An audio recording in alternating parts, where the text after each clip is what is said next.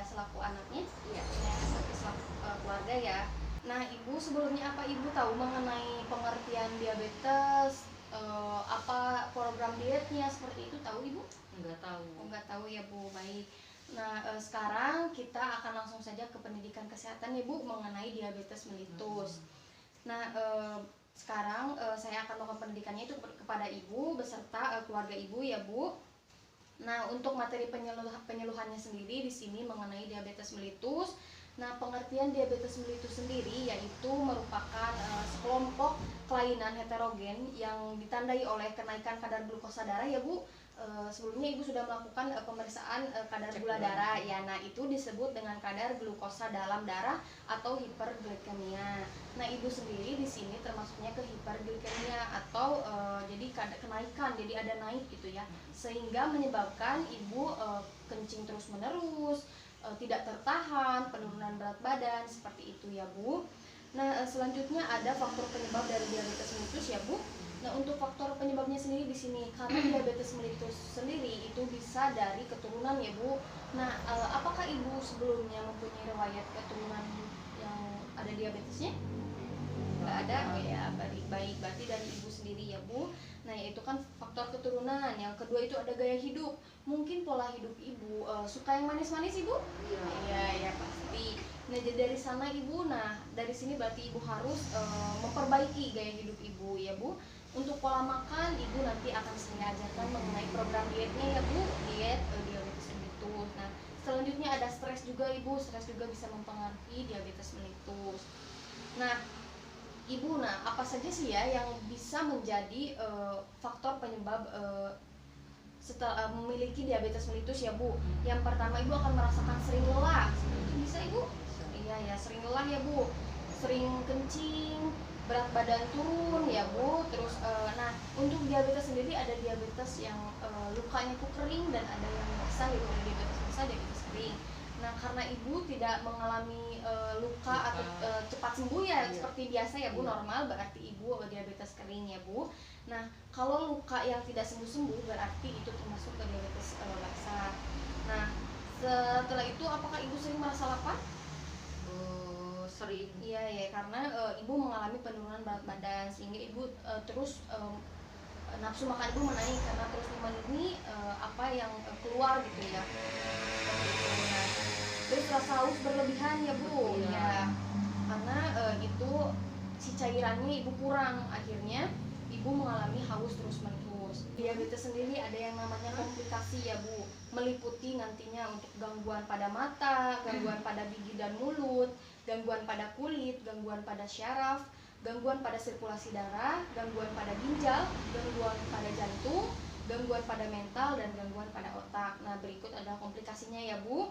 Nah, untuk penanganannya dari diabetes mellitus sendiri, Ibu bisa dengan jaga pengaturan pola makan Ibu seperti dietnya nanti akan saya jelaskan. Selanjutnya bisa Ibu olahraga teratur. Nanti juga akan saya jelaskan mengenai senam kaki. Ibu pernah mendengar mengenai senam kaki? Belum pernah. Pernah. Ya, nanti saya akan menjelaskannya kepada Ibu. Selanjutnya Ibu harus mengendalikan stres ya Bu. Jauhkan perasaan negatif, jauhkan stres yang bisa menyebabkan penurunan kondisi Ibu ya Bu. Nah, sekarang untuk pencegahannya sendiri Ibu bisa makan sesuai diet ya Bu, atau diet diabetes mellitus, yaitu olahraga yang teratur, minum obat secara teratur ya Bu dari rumah sakit atau dari puskesmas. Nah, kontrol terus kadar gula darah dan mendapatkan penyuluhan kesehatan. Contohnya nanti dari saya ya Bu, saya akan menjelaskannya.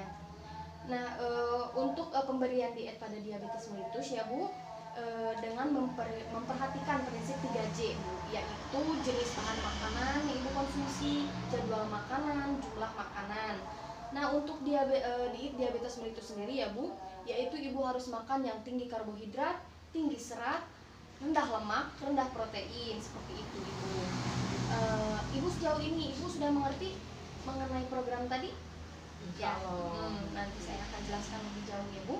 Nah, untuk tujuan pemberian diet diabetes mellitus Ibu untuk mempertahankan kadar gula darah dalam darah Ibu ya Bu. Nah, mempertahankan berat badan Ibu yang seimbang, jadi tidak ada penurunan yang signifikan seperti itu.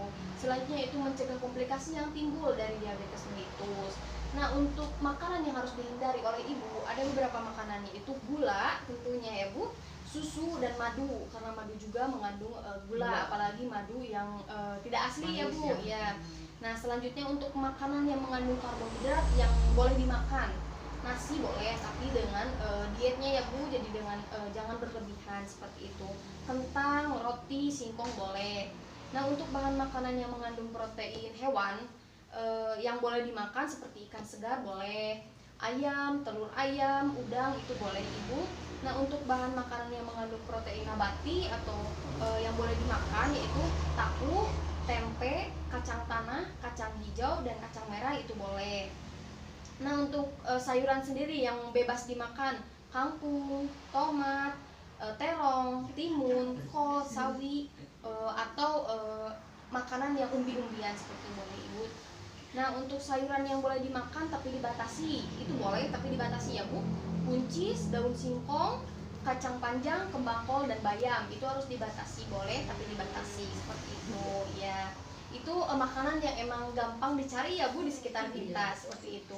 Nah untuk buah yang bebas dimakan tapi tanpa dibatasi ya Bu, boleh Ibu makan dengan bebas, yaitu jambu air boleh, jambu biji, pepaya itu bebas. Nah untuk buah yang boleh dimakan tapi dibatasi ya Bu, jadi boleh dimakan tapi harus ingat harus dibatasi, yaitu pisang, kecuali pisang Ambon dan pisang hijau itu boleh dimakan untuk berapa biji, tapi untuk pisang yang lainnya mungkin dibatasi ya Bu.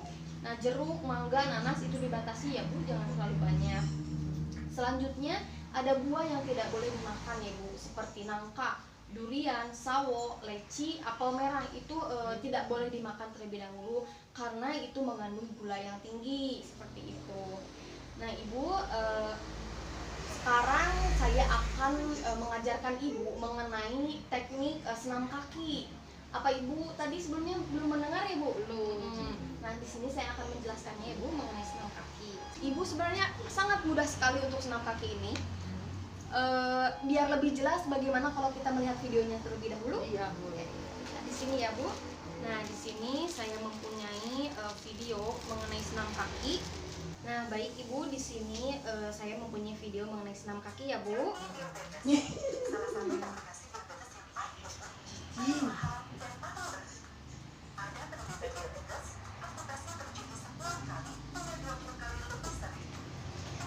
Diabetes yang lukanya basah ya Bu.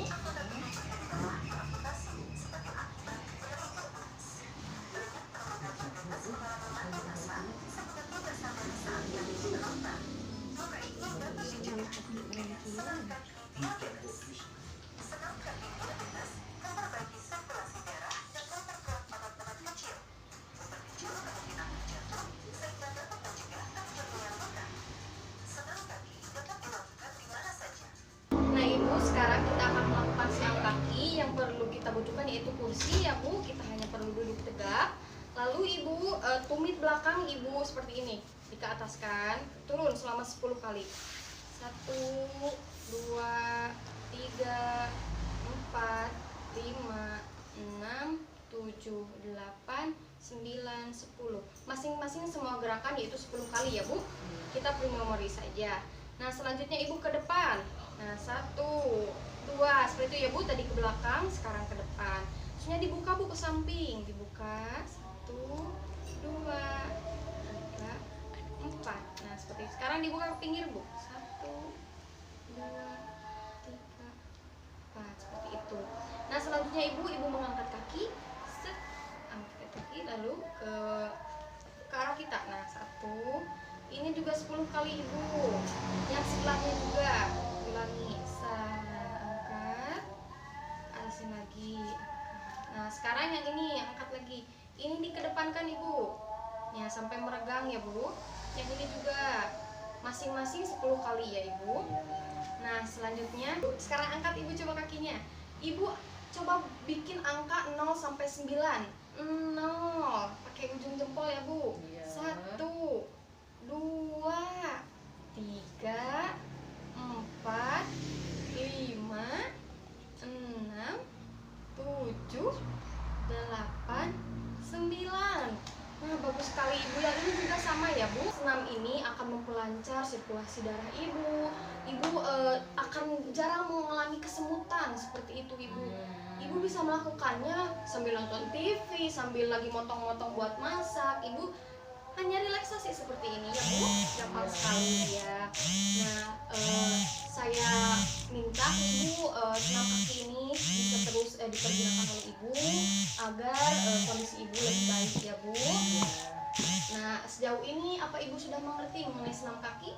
Insya Allah. Ya, nanti Neng juga bisa ya menjelaskan kepada Ibu yang tadi sama Teteh sudah jelaskan seperti itu. Nah, Ibu mungkin sekian ya pengkajian dari saya. Terima kasih atas datanya partisipasi Ibu dalam penugasan saya seperti itu. Semoga bermanfaat apa yang saya berikan kepada Ibu. Mohon maaf apabila ada kesalahan dalam tutur kata saya, apa yang saya sampaikan kepada Ibu dan Adik. Terima kasih Ibu. Sekian dari saya. Ya, bila bisa dilahap, wastabiqul khairat. Wassalamualaikum warahmatullahi wabarakatuh. Waalaikumsalam. Terima kasih Ibu. Sama-sama Neng.